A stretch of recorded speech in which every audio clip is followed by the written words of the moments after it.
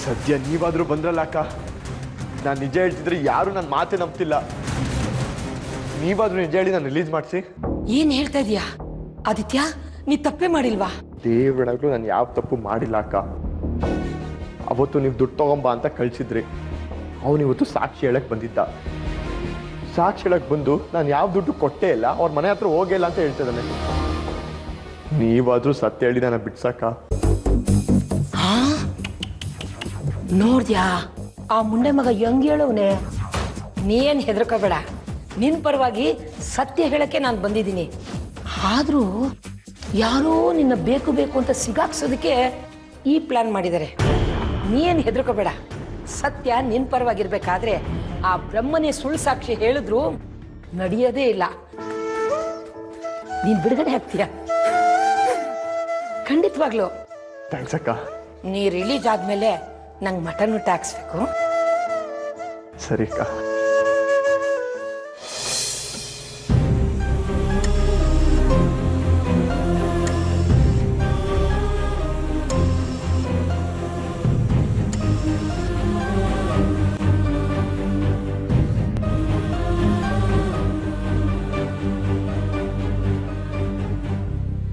ಮುಂದೆ ಏನ್ ಮಾಡೋದು ಅಂತಾನೆ ಗೊತ್ತಾಗ್ತಿಲ್ಲ ಮಾವ. ಏನ್ ಮಾಡೋದು ಅಂದ್ರೆ? ಸಾಕ್ಷಿಗೇನಾದ್ರೂ ಆಗ್ಬಿಟ್ರೆ ನನ್ನ ಬದುಕು ಸೂತ್ರ ಹಿಡ್ದಿರೋ ಗಾಳಿಪಟದ ತರ ಆಗ್ಬಿಡುತ್ತಲ್ಲ ಮಾವ. ನಿರೀಕ್ಷೆನ ಕಳ್ಕೋಬೇಡಿ, ಆ ರೀತಿ ಏನೂ ಆಗಲ್ಲ.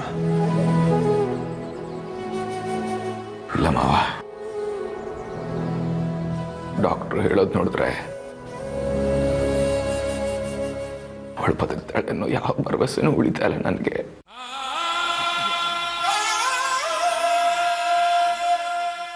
ಭರವಸೆನ ಕಳ್ಕೋಬೇಡಿ ರಂಜಿತ್. ಭರವಸೆನ ಇಲ್ದಿರೋ ಬದುಕಿಗೆ ಭಾವನೆಗಳ ಬಣ್ಣ ತುಂಬಕ್ಕಾಗಲ್ವಾ? ಅರ್ಥ ಮಾಡ್ಕೊಳ್ಳಿ ಮಾವ. ನನ್ನ ದರಿದ್ರ ಬದುಕಿನಲ್ಲಿ ಬಣ್ಣ ಅಂತ ಆದವಳೆ ಅವಳು.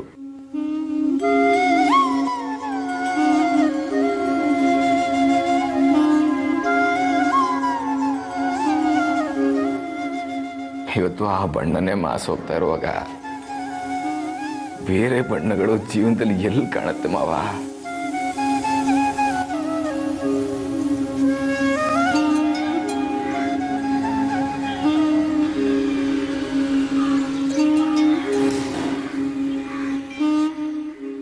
ಆ ರೀತಿ ಎಲ್ಲ ಚಿಂತೆ ಮಾಡಬೇಡಿ, ಹಾಗೇನೂ ಆಗಲ್ಲ. ನೀವಿಬ್ರು ಮುಂದೆ ಚೆನ್ನಾಗಿ ಬದುಕ್ತೀರಾ ಅನ್ನೋ ನಂಬಿಕೆ ಭರವಸೆ ಎರಡೂ ಇದೆ ನನಗೆ. ಸಾಕ್ಷಿನ ಜೊತೆ ಇದ್ರೆ ಹೇಗೆ ಬದುಕಬೇಕು ಅಂತ ನಂಗೆ ಚೆನ್ನಾಗಿ ಗೊತ್ತಿತ್ತು ಮಾವ.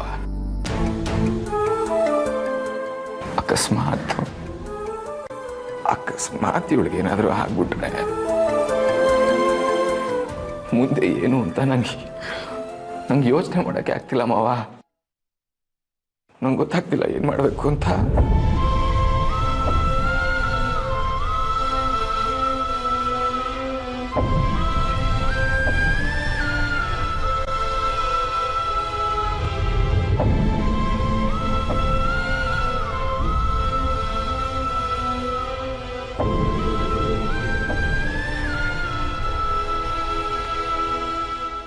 ಮಾವ, ನಿಮಗೆ ನನ್ಗಿಂತ ಜಾಸ್ತಿ ಹಿಂಸೆ ಆಗ್ತಿದೆ ಅಂತ ನಂಗೆ ಗೊತ್ತು. ನಿಮ್ಮ ಮನಸ್ಸಿನಲ್ಲಿ ನನ್ಗಿಂತ ಜಾಸ್ತಿ ದುಃಖ ಇದೆ ಅಂತ ನನಗೆ ಗೊತ್ತು ಮಾವ. ಎಲ್ಲವನ್ನೂ ಸಹಿಸ್ಕೊಂಡು ಕಣ್ಣೀರನ್ನ ಅದುಮಿಟ್ಕೊಂಡು ನನಗೆ ಸಮಾಧಾನ ಹೇಳ್ತಿದ್ದೀರಾ ಅಲ್ವಾ?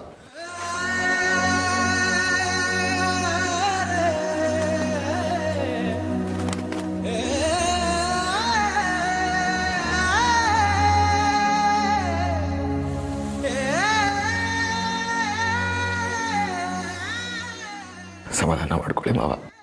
ಅಪ್ಪನ ಸ್ಥಾನ ಕೊಟ್ಟವಳು ನನಗೆ. ಅವರಮ್ಮ ನನ್ನಿಂದ ದೂರ ಆದಾಗ ಬದುಕಿಗೆ ಬೆಳಕನ್ನು ಕೊಟ್ಟವಳು.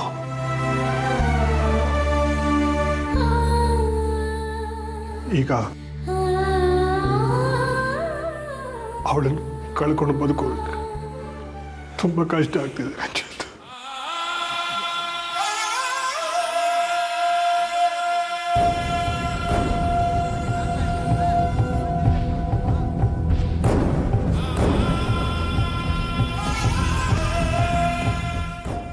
ಪ್ರೀತಿ ಮತ್ತೆ ಅಲ್ಲಿ ಹೇಳ್ತಾ ಇದ್ದೆ ನಾನು.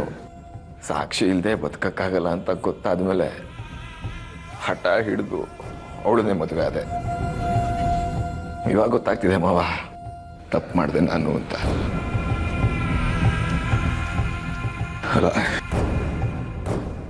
ನೀವು ಯಾವುದೋ ಹುಡುಗನ ಹುಡುಕಿ ಸಾಕ್ಷಿಗೆ ಮದುವೆ ಮಾಡ್ತಿದ್ರಿ. ಅವನು ನಿಮ್ಗಳ ಜೊತೆ ಚೆನ್ನಾಗಿ ಹೊಂದ್ಕೊಂಡು ಹೋಗ್ತಿದ್ದ. ಆದಿತ್ಯ ಕೂಡ ಆ ಹುಡುಗನ ಜೊತೆ ಅಡ್ಜಸ್ಟ್ ಆಗಿ ತುಂಬ ಚೆನ್ನಾಗಿರ್ತಿದ್ದ. ನೀವೆಲ್ಲರೂ ನಗ್ನಗ್ತಾ ತುಂಬ ಚೆನ್ನಾಗಿರ್ಬೋದಿತ್ತು. ನಾನು ಮಾಡಿದ್ನಲ್ಲ, ತಪ್ಪು ಮಾಡಿದೆ ಮಾವ, ನಾನು ತಪ್ಪು ಮಾಡಿಬಿಟ್ಟೆ. ಇಲ್ಲ ರಂಜಿತ್, ಯಾರ್ಯಾರ ಹಣೆ ಬರೋದಲ್ಲಿ ಏನೇನಾಗಬೇಕು ಅಂತಿರುತ್ತೋ ಅದೇ ಆಗೋದು.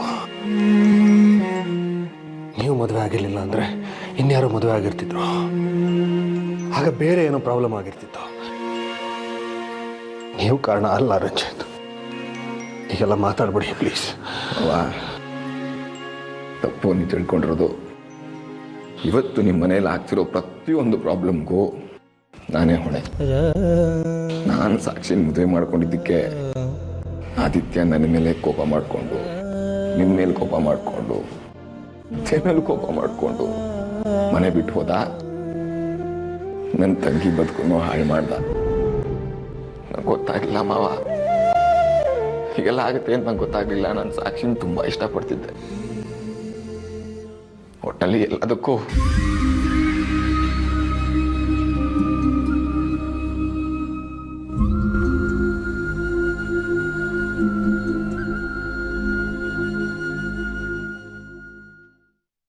Permission granted. ವಿಶಾಲಾಕ್ಷಿ, ನಮಸ್ಕಾರ ಸ್ವಾಮಿ. ಸತ್ಯವನ್ನೇ ಹೇಳ್ತೇನೆ, ಸತ್ಯವನ್ನಲ್ಲದೆ ಬೇರೆ ಏನು ಹೇಳೋದಿಲ್ಲ. ಇದೇನು ಸ್ವಾಮಿ ಹಿಂಗೆ ಹೇಳ್ಕೊಡ್ತಾವ್ರೆ? ನಾ ಸತ್ಯನೇ ಹೇಳೋದು, ನಮ್ಮ ತಾಯಣೆ. ಅದು ಬಿಟ್ಟು ಬೇರೆ ಹೇಳಲ್ಲ. ಇದು ನ್ಯಾಯಾಲಯದ ವಿಧಿವಿಧಾನ, ದಯವಿಟ್ಟು ಅನುಸರಿಸ್ಬೇಕು ನೀವು. ಕ್ಷಮಿಸಿ ಸ್ವಾಮಿ, ನಾ ಕೋರ್ಟ್ಗೆ ಇದೇ ಮೊದಲೇ ಕಿತ ಬಂದಿರೋದು. ಸತ್ಯ ಅಲ್ಲದೆ ಬೇರೆ ಏನೂ ಹೇಳಕ್ಕಿಲ್ಲ.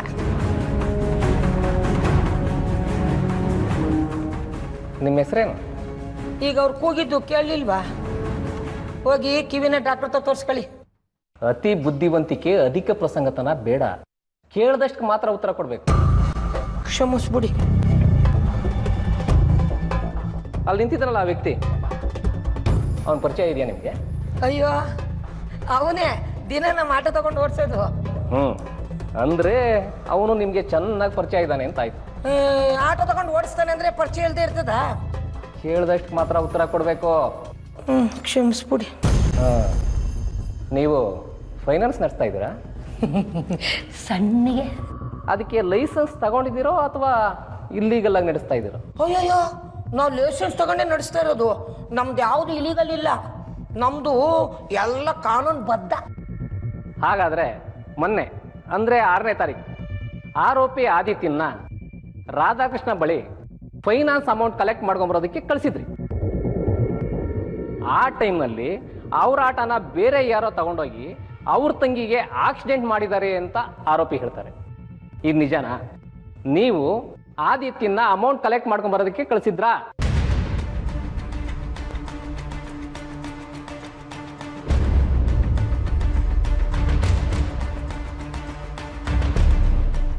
ನಾನು ಆದಿತ್ಯನ ದುಡ್ಡಿಸ್ಕೊಂಬ ಅಂತ ಹೇಳಿ ಕಳ್ಸೇ ಇಲ್ಲ.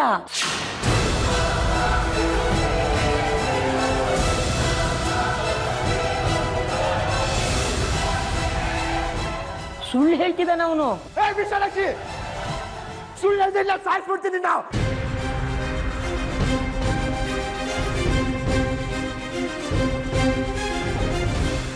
ರೀ, ಸುಮ್ಮನೆ ನಿಂತ್ಕೋಬೇಕು. ಎಷ್ಟು ಹೇಳೋದು? ನೋಡಿ ಸರ್, ನಿಮ್ಮೆದ್ರಿಗೆ ಹೇಗೆ ಜೋರು ಮಾಡ್ತಾನೆ ಇವನು? ಕೋರ್ಟ್ ಶುರು ಆಗೋಕ್ಕೂ ಮುಂಚೆ ಹೊರಗಡೆ ನನ್ನ ಹತ್ರ ಏನು ಹೇಳ್ಕೊಟ್ಟ ಗೊತ್ತಾ ಸರ್? ನಿನಗೆ ಜಾಸ್ತಿ ದುಡ್ಡು ಕೊಡ್ತೀನಿ, ನನ್ನ ಪರವಾಗಿ ಸುಳ್ಳು ಸಾಕ್ಷಿ ಹೇಳು ಅಂತ ಹೇಳ್ದ.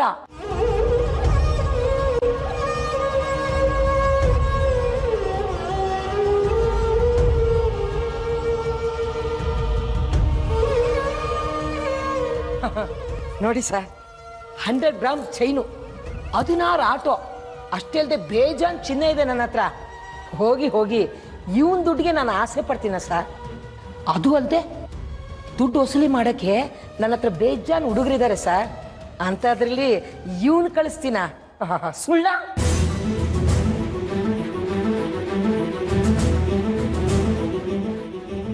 ಕೇಳಿದ್ರಲ್ಲ ಇವರ ಆನರ್, ಎಲ್ಲ ಸಾಕ್ಷಿಗಳು ಆದಿತ್ಯನ ವಿರುದ್ಧನೇ ದ್ವೇಷಕ್ಕೋಸ್ಕರ ತನ್ನ ತಂಗಿನ ಆಕ್ಸಿಡೆಂಟ್ ಮಾಡ್ದ ಅಂತ ಹೇಳ್ತಾರೆ.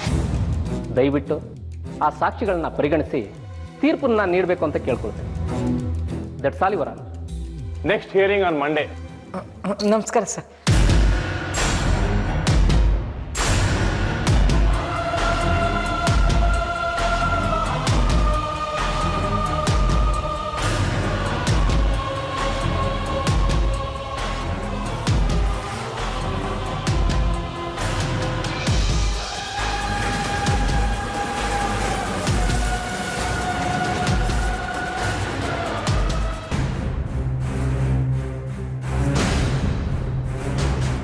ಅಕ್ಕ, ಯಾಕಕ್ಕ ಈಗ ಮಾಡಿದೆ? ಅಲ್ಲ, ನಾನು ಹಿಂಗೆ ಏನು ಮಾಡಿದ್ದೀನಿ ಅಕ್ಕ? ಒಂದೆರಡು ಸಲ ಕಾರವಾಗಿ ಮಾತಾಡಿರ್ಬೋದು, ಅಷ್ಟಕ್ಕೆ ಹೀಗೆ ಮಾಡೋದ? ಇದು ನಿನಗೆ ಸರಿ ಅನ್ಸುತ್ತೆ ಅಕ್ಕ? ಸಾಕು ಸುಮ್ಮನಿರೋ. ನೀನು ನಿನ್ನ ತಂಗಿಗೆ ಆಕ್ಸಿಡೆಂಟ್ ಮಾಡಿದ ಸತ್ಯ ತಾನೇ? ಇದೇ ವಿಷಯ ಹೇಳಿದ್ದೀನಿ, ಇದ್ರಲ್ಲಿ ತಪ್ಪೇನೋ? ಇಲ್ಲ ಅಕ್ಕ, ಸಾಕ್ಷಿಗೆ ನಾನು ಆಕ್ಸಿಡೆಂಟ್ ಮಾಡಿಲ್ಲ, ನನ್ನನ್ನು ನಂಬಿ. ನಂಬೋದು? ತಂಗಿ ಅನ್ನೋ ಪ್ರೀತಿ ಇಲ್ಲದೆ ಅವಳ ಮನೆ ಮುಂದೆ ಹೋಗಿ ಗಲಾಟೆ ಮಾಡಿದ್ಯಾ? ತಂಗಿ ಅನ್ನೋ ಮಮಕಾರ ಇಲ್ಲದೆ ಅವಳಿಗೆ ಹೋಗಿ ಆಕ್ಸಿಡೆಂಟ್ ಮಾಡಿದ್ಯಾ? ನಿನ್ನಂತವ್ನ ಹೆಂಗೋ ನಂಬೋದು? ಅದು ಅಲ್ಲದೆ ಆಟೋ ಕೀ ನಿನ್ನ ಹತ್ರನೇ ಇತ್ತು, ಅಂತದ್ರಲ್ಲಿ ಆಟೋ ತಗೊಂಡೋಗಿ ಬೇರೆಯವರು ಆಕ್ಸಿಡೆಂಟ್ ಮಾಡಕ್ಕೆ ಹೇಗ್ ಸಾಧ್ಯ? ಸರಿ, ನಿಮ್ ದಾರಿಗೆ ಬರ್ತೀನಿ. ನೀವೇ ತಾನೆ ಆ ರಾಧಾಕೃಷ್ಣ ಅನ್ನೋಂತ ದುಡ್ಡು ತಗೊಂಬ ಅಂತ ಹೇಳಿದ್ದು? ಹೌದು, ಹೇಳಿದ್ದೆ. ಏನೀಗ? ಮತ್ ಯಾಕೆ ಕೋರ್ಟಲ್ಲಿ ಸುಳ್ಳು ಹೇಳಿದ್ರಿ? ಯಾಕೆ ಅಂದ್ರೆ ನೀನು ಜೈಲ್ಗೆ ಹೋಗ್ಬೇಕಾಗಿತ್ತು, ಅದಕ್ಕೆ.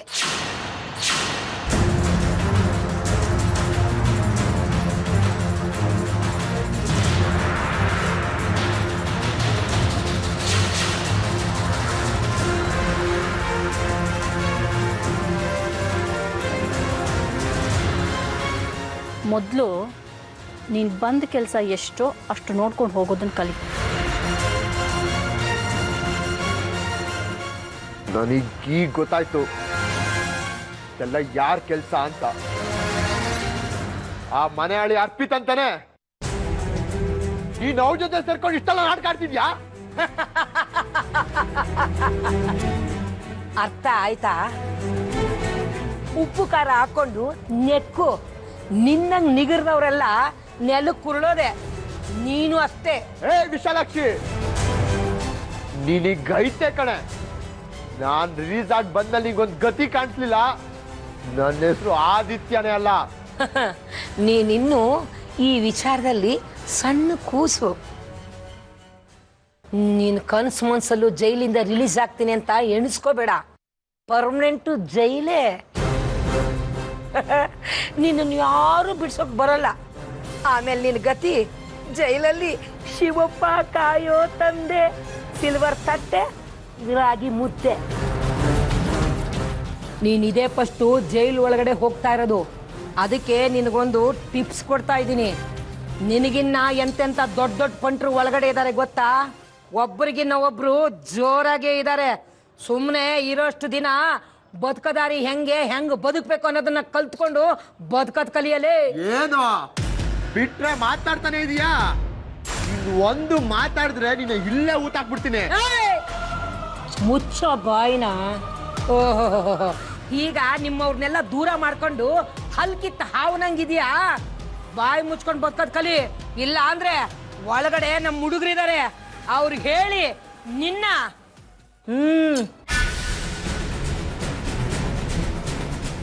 ಏನ್ರಿ ಕರ್ಕೊಂಡು ಹೋಗ್ರಿ. ಇಂಥ ಕಳ್ಳನ ಮಕ್ಕಳ ಹತ್ರಲ್ಲ ನಾನು ಬುದ್ಧಿ ಕೇಳಂಗಾಗೋಗಿದೆ.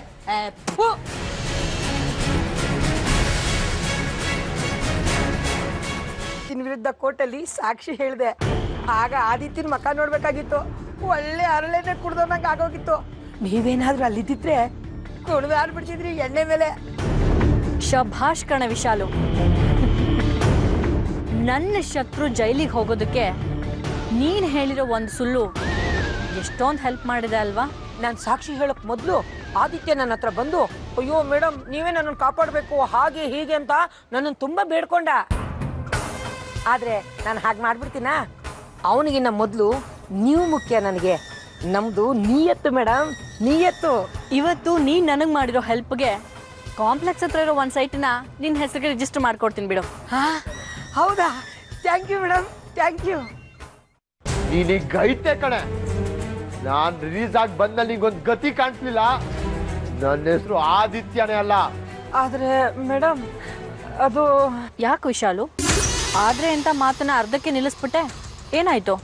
ಅದು ಮೇಡಮ್, ನಾನು ಆದಿತ್ಯನ ದುಡ್ಡು ತರ ಕಳಿಸೇ ಇಲ್ಲ ಅಂತ ಸುಳ್ಳು ಹೇಳ್ತಿದ್ದಾಗ ಅವನು ನನ್ನನ್ನೇ ಗುರಾಯಿಸ್ಕೊಂಡು ನೋಡ್ತಿದ್ದ.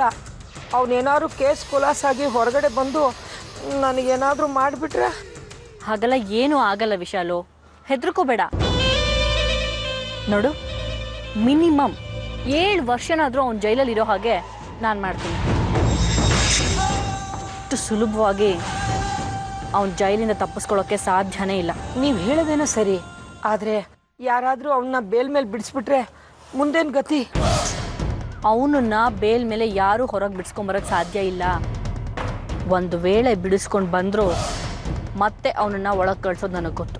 ಮೇಡಮ್ ನೀವೇನೋ ಆಗ ಹೇಳ್ತೀರಾ, ಅವ್ನ ಗ್ರಾಚಾರ ಚೆನ್ನಾಗಿದ್ದು ಅವ್ನ ಬೇಲ್ ಮೇಲೆ ಆಚೆ ಬಂತು ಅಂದರೆ ನೀವು ಆದಿತ್ಯನ ತಂಗಿ ಮೇಲೆ ಆಟೋ ಗುದ್ದಿಸ್ದ ಹಾಗೆ ಅವನು ಲಾರಿ ತಂದು ನನ್ನ ಮೇಲೆ ಗುದ್ದಿಸ್ಬಿಟ್ರೆ? ವಿಶಾಲು ಪ್ಲೀಸ್, ಸುಮ್ಮನೆ ಹೀಗೆಲ್ಲ ಹೆದರ್ಕೋಬೇಡ. ನೋಡು, ಒಂದು ವೇಳೆ ನೀನು ಹೇಳ್ದಾಗೆ ಆದಿತ್ಯ ಏನಾದರೂ ಜೈಲಿಂದ ತಪ್ಪಿಸ್ಕೊಳ್ಳೋದೇ ನಿಜ ಆದರೆ ಹೇಗೂ ನಿನ್ನ ಕಡೆ ಹುಡುಗರು ಆ ಜೈಲಲ್ಲಿ ಇದ್ದಾರಲ್ವಾ, ಅವ್ರಿಗೆ ಹೇಳಿ ಅವನನ್ನ ಅಲ್ಲೇ ಮುಗಿಸ್ಬಿಡು. ನೋಡು, ನಿನ್ನ ಜೀವಕ್ಕೆ ನಾನು ಗ್ಯಾರಂಟಿ ಕೊಡ್ತೀನಿ. ಏನೋ ಮೇಡಮ್, ನಾನು ನಿಮ್ಮನ್ನು ನಂಬಿದ್ದೀನಿ, ನೀವು ಮಾತ್ರ ನನ್ನ ಕೈ ಬಿಡಬೇಡಿ ಅಷ್ಟೇ. ಸರಿ.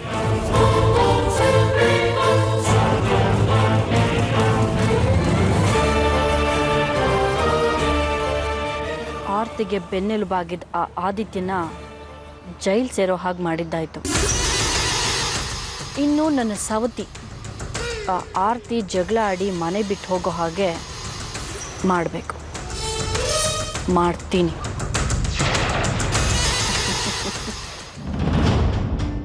ಡಾಕ್ಟರ್, ಸಾಕ್ಷಿ ಏನಂತ ಹೇಳಬೇಕಂತ ಗೊತ್ತಾಗ್ತಿಲ್ಲ ರಂಜಿತ್.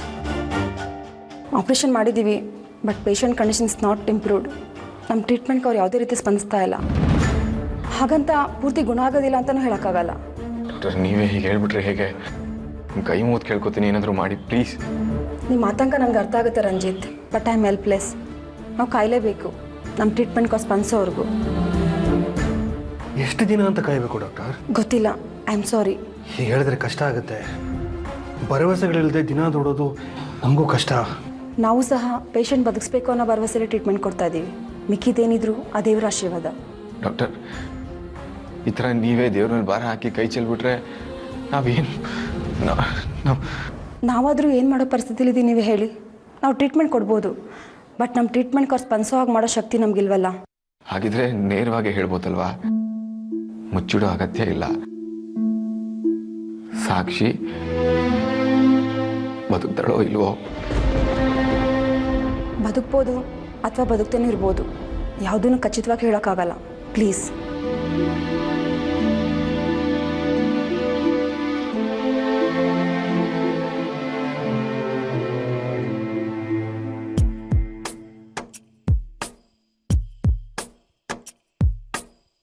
ಮುಸ್ಸಂಜೆ ವೇಳೆಯಲ್ಲಿ ಮುತ್ತಿಟ್ಟ ಉಸಿರಾಡಿ ಬಿಟ್ಟು ಹೋಗೋ ದಾರಿಯಲ್ಲಿ ಖುಷಿ ಇಲ್ಲ. ಒಟ್ಟಾದ ಹೆಜ್ಜೆನ ಕಿತ್ತಿಟ್ಟು ಹೊರಡೋಕೆ ಜೊತೆ ಇದ್ದ ನೆರಳಿಗೂ ಯಾಕೋ ಇಷ್ಟ ಇಲ್ಲ. ಒಲವಿಲ್ಲದ